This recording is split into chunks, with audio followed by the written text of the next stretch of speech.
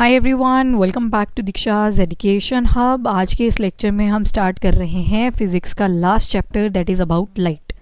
Light से हर साल ही अगर आप अपने स्टेट के एग्ज़ाम्स को देखोगे, जितने भी सिविल सर्विसेज के एग्ज़ाम्स होते हैं, आप हर एग्ज़ाम में देखोगे इस चैप्टर से कोई ना कोई क्वेश्चन बन ही जाता है। तो वन बाय वन देखते हैं। फर्स्ट ऑफ ऑल, लाइट क्या होती है? तो साउंड की तरह, हीट की तरह लाइट भी एक तरह की ऊर्जा है, एनर्जी है। और जो भी चीज़ें हम देख पा रहे हैं वो किसकी वजह से देख पा रहे हैं? Because of light. Last lecture में हमने पढ़ा था कि जो लाइट होती है वो एक तरह की इलेक्ट्रोमैग्नेटिक वेव है और साथ में ट्रांसवर्स वेव भी है। ट्रांसवर्स वेव उसके मोशन की वजह से बोला था। जैसे रोप को आप इस तरह से मूव करते हो तो उसी डायरेक्शन में आपकी लाइट रेज भी पड़ती हैं। स्पीड अगर देखोगे तो बहुत ज़्यादा है, 3 × 10⁸ मीटर पर सेकेंड। मीडियम से भी पास कर जाती है। फॉर एग्जाम्पल, जब सन रेज कहाँ से आएंगी? From space. स्पेस से जब आती हैं एटमॉस्फेयर को क्रॉस करके हमारी अर्थ के ऊपर फॉल डाउन कर जाती हैं। तो मीडियम भी देख रहे हैं हम कि मीडियम भी अगर प्रेजेंट है तो मीडियम के थ्रू भी लाइट आ जाती है। पर वहीं पे वैक्यूम, ऐसी कंडीशन जहाँ पे एक भी पार्टिकल प्रेजेंट नहीं है, बिल्कुल खाली जगह, वहाँ से भी लाइट क्रॉस कर सकती है। याद करो साउंड वाला जब चैप्टर हमने किया लास्ट टाइम, तो साउंड में हमने पढ़ा था कि मीडियम चाहिए ही चाहिए होता है, वैक्यूम से पास नहीं कर पाती साउंड। पर वहीं पे लाइट का केस हम देख रहे हैं कि मीडियम से भी पास कर जा रही है और बिना मीडियम के भी पास कर जा रही है, वैक्यूम के थ्रू भी पास कर जा रही है। नाउ इलेक्ट्रोमैग्नेटिक वेव जब हमने बोला लाइट को, तो उसके अंडर कुछ कुछ रेडिएशंस आती हैं। जैसे ट्रिक से इसको याद रख लो, Russian man in vicinity hospital under UV rays and X rays, gamma rays, last में कॉस्मिक आ जाती हैं आपकी। इसमें बस Russian stand for radio waves, M for microwave, I for infrared, V for visible, ये जो रंग बिरंगा सा दिख रहा है आपको, then UV rays, X rays और फाइनली गामा रेज, और लास्ट में आपकी कॉस्मिक वेव्स आ जाती हैं। जो रेडियो वेव होती है इसकी सबसे ज़्यादा वेवलेंथ होती है। एक फॉर्मूला होता है E=h², जिसको अगर आप ओपन कर दोगे तो आपके पास hc/λ आ जाता है। यहाँ से क्या पता लग रहा है कि अगर फ्रीक्वेंसी इंक्रीज़ करेगी तो एनर्जी इंक्रीज़ करेगी। वहीं पे अगर वेवलेंथ ज़्यादा है तो उसकी एनर्जी कम है, और एनर्जी कम है तो फ्रीक्वेंसी भी कम होगी। तो रेडियो वेव की बस आपने क्या याद रखनी है? R for radio wave, R for red colour. इन दोनों की वेवलेंथ जो होती है वो सबसे ज़्यादा होती है। तो अगर वेवलेंथ ज़्यादा है तो फ्रीक्वेंसी कम होगी, एनर्जी भी कम होगी। तो रेडियो वेव से जैसे जैसे आप गामा की तरफ जाओगे आप पाओगे कि जो वेवलेंथ है वो डिक्रीज़ करेगी। वहीं पे फ्रीक्वेंसी अगर देखोगे तो रेडियो वेव की तो कम थी, पर आगे आगे जैसे चलते जाओगे फ्रीक्वेंसी यहाँ पे इंक्रीज़ कर जाएगी। विजिबल जो लाइट आती है आपकी 7 रंगों से बनी होती है और उनको हम याद रखते हैं विबग्योर से। जैसे रेनबो होता है उसी का कलर है ये। तो ये वायलेट है, Indigo, blue, green, yellow, orange और रेड। यहाँ पे जो रेड कलर होता है इसकी वेवलेंथ सबसे ज़्यादा होती है। तो सबसे कम किसकी होगी? वायलेट की होगी। तभी तो जो जिसकी भी वेवलेंथ ज़्यादा होती है ना, जिस भी कलर की वेवलेंथ ज़्यादा होती है वो कलर ज़्यादा स्प्रेड नहीं करता। तो जब आप अपनी ट्रैफिक लाइट्स को देखते हो तो वहाँ पे रेड कलर लगाया होता है स्टॉप के लिए, ताकि दूर से दिख जाए। रेड कलर ज़्यादा स्प्रेड नहीं करता। वहीं पे जो ग्रीन है इसकी वेवलेंथ कम है if compare to the red colour. तो जब इसकी वेवलेंथ कम होगी तो ये कलर जो है वो ज़्यादा स्प्रेड कर पाएगा। तो ग्रीन कलर जो है इसकी वेवलेंथ कम है if compare to the red colour. तो ये आपने स्पेक्ट्रम याद रखना है, वेरी इंपॉर्टेंट। अब उसके बाद 2 तरह के ऑब्जेक्ट्स होते हैं हमारे पास। एक होते हैं ल्यूमिनस ऑब्जेक्ट, दूसरे रहते हैं नॉन ल्यूमिनस ऑब्जेक्ट। ल्यूमिनस ऐसे ऑब्जेक्ट जिनके पास अपनी लाइट होती है। एग्जाम्पल आ जाएगा, सन आ गया, स्टार्स आ गए। सन भी एक तरह का स्टार ही है। और जो इलेक्ट्रिकल अप्लाइंसेस हैं, जब करंट का फ्लो होता है because of the flow of electron, तो उसमें भी क्या आ जाती है? लाइट आ जाती है। तो ये ऐसे चीज़ें हैं, ल्यूमिनस ऑब्जेक्ट्स ऐसे ऑब्जेक्ट्स हैं जिनके पास अपनी लाइट होती है। वहीं पे नॉन ल्यूमिनस को अगर देखोगे, ये वो ऑब्जेक्ट्स आएंगे जिनके पास अपनी लाइट नहीं होती। जैसे फर्नीचर, मान लो रात का टाइम हो रखा है, नाइट टाइम है, तो आपके घर का फर्नीचर थोड़ी दिखाई देगा अनटिल और अनलेस आप लाइट नहीं टर्न ऑन करते। तो उनके पास अपनी लाइट नहीं होती, वो दूसरों की लाइट की वजह से हमें दिखाई देते हैं। तो उनको नॉन ल्यूमिनस बोल देते हैं। तो चमकदार या फिर गैर चमकदार वस्तुएं इनको हम बोलते हैं। नेचर में अगर देखोगे तो सन हमारे पास ल्यूमिनस है, लाइट एमिटिंग ऑब्जेक्ट है जिसके पास अपनी लाइट है। पर वहीं पे अगर मून को देखोगे तो मून के पास जो लाइट होती है that is of sun only, वो सन की ही वजह से होती है उसके पास लाइट, उसकी अपनी कोई लाइट नहीं है। अपनी इसके पास कोई लाइट ना होने की वजह से इसको हम नॉन ल्यूमिनस ऑब्जेक्ट बोल देते हैं। तो जब भी लाइट पड़ती है किसी ऑब्जेक्ट के ऊपर तो वहाँ पे पहले वो एब्जॉर्ब होती है और उसके बाद एमिट होते हुए वो चीज़ हमें वहाँ पे दिख जाती है जो भी लाइट की प्रेजेंस में आता है। एक चीज़ हमेशा याद रखना, जो ब्लैक कलर होता है ये लाइट को बहुत एब्जॉर्ब करता है, वहीं पे जो वाइट लाइट होती है वो लाइट उसके ऊपर पड़ी नहीं और उसने रिफ्लेक्ट किया नहीं। तो मतलब अगर गर्मियों में आप ब्लैक कलर के कपड़े पहनते हो तो आपको ज़्यादा गर्मी लगती है if compare to the white one, क्योंकि वाइट कलर क्या करता है, लाइट को रिफ्लेक्ट कर देता है, जो आएगी थोड़ी सी एब्जॉर्ब होगी, बाकी सारी बाहर निकल जाएगी। तो अगर पूछा जाए कौन सा colour good absorber of light है तो that is your black colour. अब आपने सुना होगा एंटार्क्टिका में जो आपकी बर्फ़ है वो पिघल रही है। पिघल क्यों रही है? क्योंकि पहले तो वाइट कलर का यहाँ पे बर्फ़ ही हुआ करता था, ठीक है, यहाँ पे जो आइस होती थी वो वाइट कलर की थी, पर पॉल्यूशन इंक्रीज हुआ जिस वजह से कार्बन का जो सूट होता है वो यहाँ पे डिपॉजिट हो रहा है ब्लैक कलर का। अब ब्लैक कलर तो पहले तो वाइट ही था, वाइट क्या करता था, सूर्य की किरणें पड़ती थी उसको रिफ्लेक्ट कर देता था। तो मान लो एक किरण अगर अंदर भी चलेगी तो बाकी तो रिफ्लेक्ट कर गया। पर अब क्या हुआ, जब ब्लैक कलर की सूट डिपॉजिट कर रही है स्नो के ऊपर तो उस वजह से जो लाइट पड़ती है सन से ज़्यादा वो एब्जॉर्ब हो रही है, थोड़ी बहुत रिफ्लेक्ट हो रही है, बाकी सारी ही एब्जॉर्ब हो जा रही है। और उसी वजह से जो बर्फ़ है वो गर्म पड़ रही है, गर्म हुई तो अल्टीमेटली सॉलिड से किस में कन्वर्ट हो जाएगी, लिक्विड के अंदर। तो यहाँ से हमें क्या पता चलता है कि जो वाइट कलर है that is best reflector of light, सबसे अच्छा रिफ्लेक्ट करता है। वहीं पे जो ब्लैक कलर है इट एब्जॉर्ब द लाइट, ये एब्जॉर्ब करता है।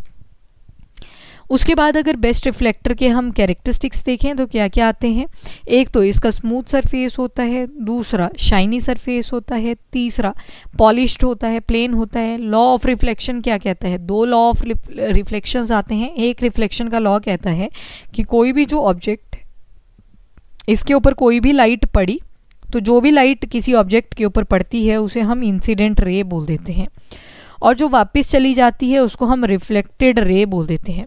तो फर्स्ट लॉ ऑफ रिफ्लेक्शन कहता है कि जो इंसिडेंट रे और नॉर्मल रे, नॉर्मली ये वाली है जो मैंने सीधी ड्रॉ की, परपेंडिकुलर ड्रॉ करी, ये क्या करेगी, नॉर्मल रे और रिफ्लेक्टेड रे ये सारे एक ही पॉइंट पे, एक ही प्लेन पे लाए करते हैं। तो हाँ जी, एक ही पॉइंट पे लाई की है ना, ये कोई ऑब्जेक्ट है, इसके ऊपर लाइट पड़ी, वापस गई और यहाँ पे बीच में हमने नॉर्मल ड्रॉ किया, तो सारे ही एक पॉइंट पे बन रहे हैं।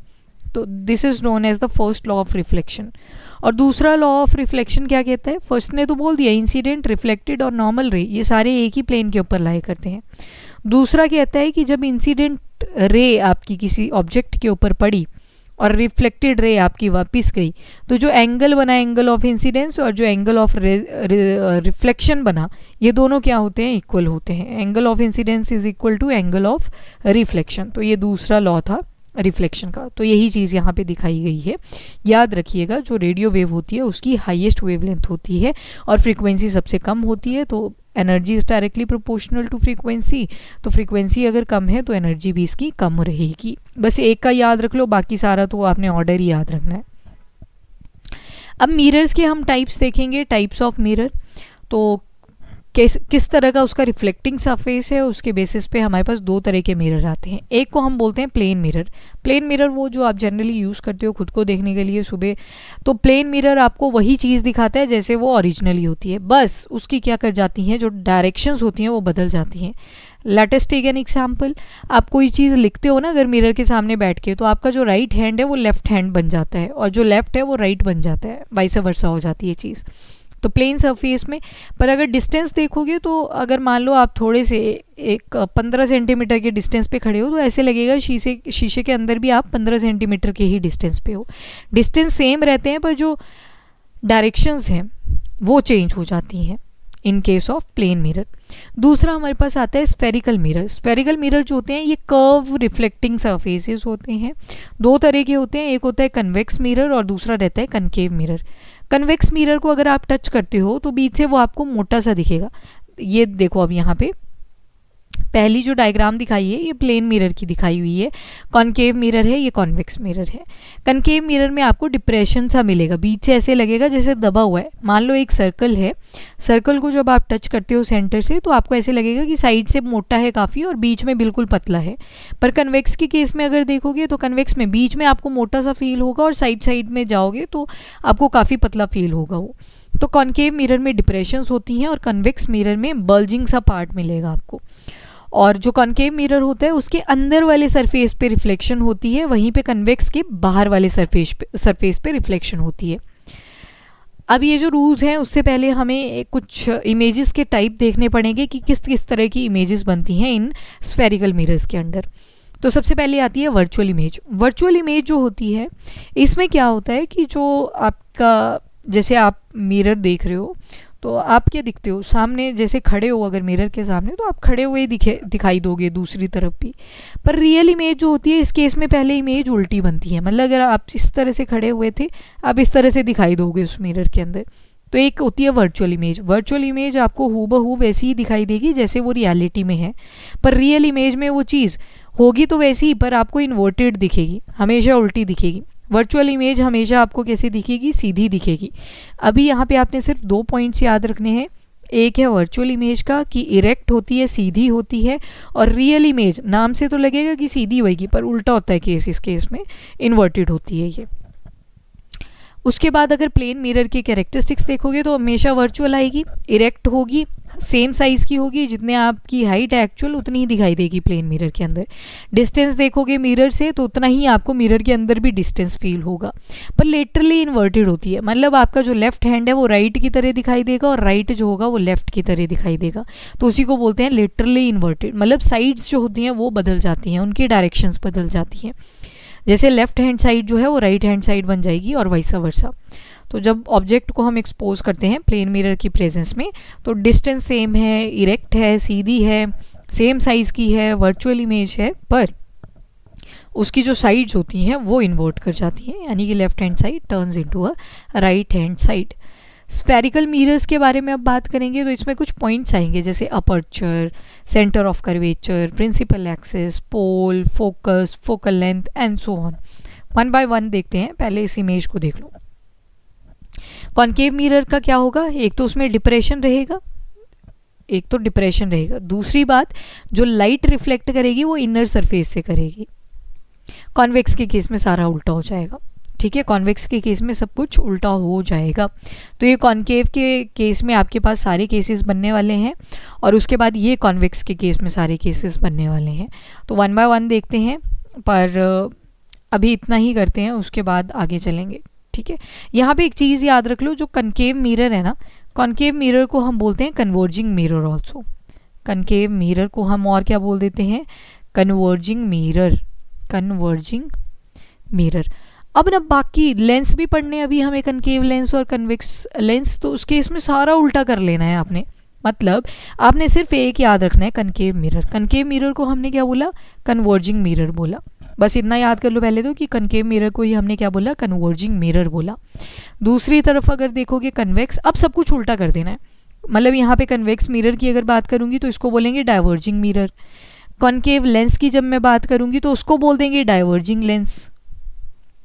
और अगर कॉन्वेक्स लेंस की मैं बात करूँगी तो उसको बोल देंगे कन्वर्जिंग लेंस।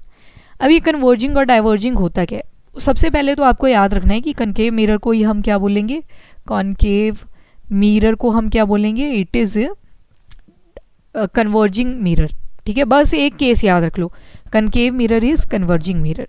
अब मैं कन्वर्जिंग और डाइवर्जिंग का आपको मीनिंग बता देती हूँ। पहले तो कन्वर्ज का मतलब होता है बहुत सारी रेडिएशंस आई इस तरह से, पर वो एक पॉइंट पे आके मिल गई, ठीक है, बहुत दूर दूर से आ रही हैं पर एक ही पॉइंट पे आके मिल रही हैं सारी, तो that nature is known as converging. Diverging क्या होता है, एक पॉइंट से बड़े दूर दूर जा रही हैं सब, लाइक दिस, जब दूर दूर जाएंगी तो that nature is known as diverging. अभी बस आप एक केस याद कर लो, दैट इज़ कनकेव मिरर का, उसको हम क्या बोलते हैं, कन्वर्जिंग मिरर। बाकी सब कुछ उल्टा होने वाला है। जैसे कॉन्वेक्स को आप बोल सकते हो आप डाइवर्जिंग मिरर, कॉन्केव लेंस की जब बात करेंगे तो उल्टा लिख दो डाइवर्जिंग लेंस, और कन्वेक्स लेंस की जब बात करेंगे तो उसको लिख दो कन्वेक्स लेंस। तो एक केस याद कर लो, आपको चारों के चारों केसेस याद रहेंगे। अब वन बाय वन हमें ये सारे देखने हैं, पर उससे पहले हम थोड़ी सी चीज़ें देख लेते हैं कि जब मैं लाइंस के बारे में बोलूँगी तो आपको अंडरस्टैंडिंग रहे। ये कोई मिरर है, कौन सा मिरर लिया हमने पहले, कनकेव मिरर लिया। कनकेव मिरर की एक एक्सिस भी तो आएगी, इस एक्सिस को बोलते हैं प्रिंसिपल एक्सिस। सेंटर को बोलेंगे सेंटर ऑफ कर्वेचर। एक कॉम्पस से आपने जब सर्कल लगाया तो बीच में एक डॉट आता है ना, that dot is known as centre of curvature. और ये वाला हमने कट कर लिया, हम आधा ही मिरर लेंगे क्योंकि हमें रेज की अंडरस्टैंडिंग भी बनानी है। अब ये अगर सर्कल का यहाँ से लेके यहाँ तक डायमीटर है तो उसका हाफ क्या आ जाएगा, रेडियस। तो कर्वेचर की जो हाफ है that is the radius of curvature. और रेडियस का भी अगर हाफ हो जाता है तो उसको बोलते हैं फोकल लेंथ, ठीक है, फोकस बोल देते हैं। और एट पॉइंट जहाँ पे ये प्रिंसिपल एक्सिस किसको क्रॉस कर रही है, मिरर को क्रॉस कर रही है, that point is known as pole. उसको हम क्या बोल देंगे, पोल बोल देंगे। तो ये कुछ पॉइंट्स हैं जो आपको ध्यान रखने हैं, इससे पहले हम केसेस को समझें। अब वन बाय वन हम क्या करेंगे, हम कोई भी ऑब्जेक्ट उठाएंगे। Let us take an example, ये कोई ह्यूमन बीइंग होगा जैसे, तो जब ह्यूमन बीइंग को हम किसी इन्फिनिटी पे रखेंगे तो क्या इमेज बनेगी, वो केसेस आपको ज़रा याद करने पड़ेंगे। थोड़ा सा कॉम्प्लेक्स लग सकता है पर अभी यहीं पे वाइंड अप करते हैं इसको, ताकि आपको एक बेसिक अंडरस्टैंडिंग बन जाए। तो अभी के लिए इतना ही। If you like the video, do like and share as well as subscribe the channel. Till then bye bye, take care, thank you and have a nice day, keep studying, keep watching.